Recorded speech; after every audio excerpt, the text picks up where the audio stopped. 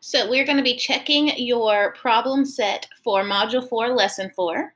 So if you'll turn to page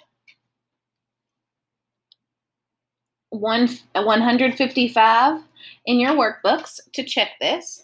So number 1 says use a ruler to measure the side lengths of the rectangle in centimeters. So make sure you're using centimeters. Mark each centimeter with a point and connect the points to show the square units. Then count the squares you drew to find out the total area. And this one has, I have an example for you. So if you notice, I have a dot here, a dot, a point here, a point here, a point here, a point here. Then I have another point here, point here, point here, point here, point here, and point here. And then when I measure this side, I have 1 point here and 1 point here. And then I use my ruler, the straight edge, and I drew my lines in. So this is what it ends up looking like. So if we count them, 1, 2, 3, 4, 5, 6, 7, we have 2 rows of 7 in each. So you could count them all, 1, 2, 3, 4, 5, 6, 7, 8, 9, 10, 11, 12, 13, 14. So the area is 14 square centimeters. Another way you could do it, you have 2 rows of 7. So that's the same as 7 times 2, which is 14 square centimeters. On number 2, you're going to use a ruler to measure the side lengths of the rectangle in inches. So make sure you're using your inches now. Mark each inch with a point and connect the points to show the square units. Then count the squares you drew to find the total area. So when I'm using my inches, I have a point here and a point here. And then when I'm measuring this way, a point here and a point here, a point here and a point here.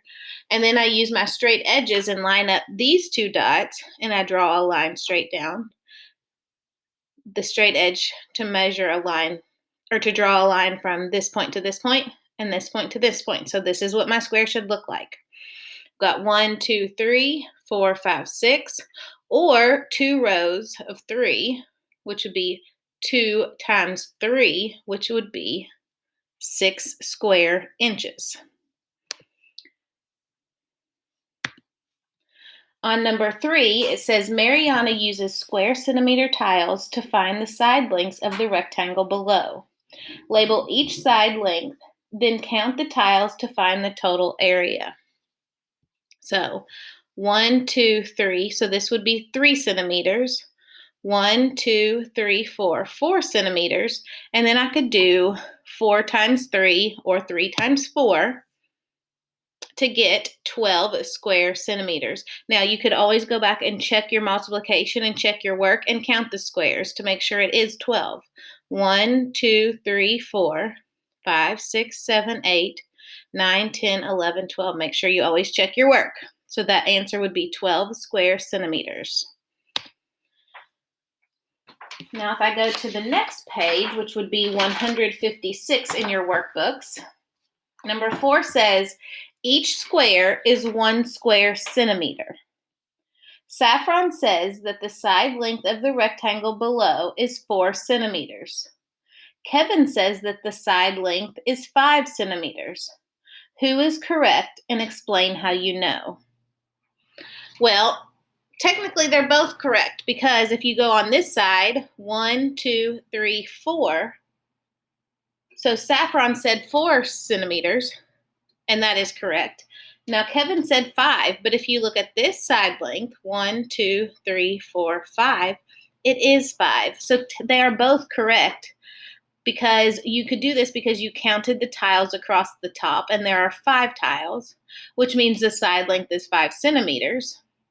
And then you could count the side going down, and there are 4 tiles, which would equal 4 centimeters. So both Saffron and Kevin are correct. Number 5 says use both square centimeter and square inch tiles to find the area of the rectangle below. Which works best and why? So square inch tiles do work the best because they can fit 3 tiles going across. When you try to use the square centimeters, they don't completely fill, so you would have some open space, some gaps.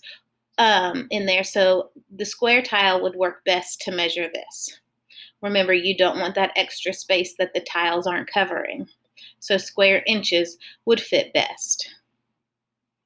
And then number 6, how does knowing side lengths A and B help you find the side lengths C and D on the rectangle below? So if you think back to our lesson, we said that the side lengths opposite, so B and D are opposites, they are the same. A and C would have the same lengths. So if I know the side length B, I also know the side length for D because they're the same. If I know the side length for A, I would know it for C because the opposites are equal. So I hope that helps, and if you have any more questions, please let us know. Don't forget to do your exit slip, take a picture of it, and submit it to your classroom.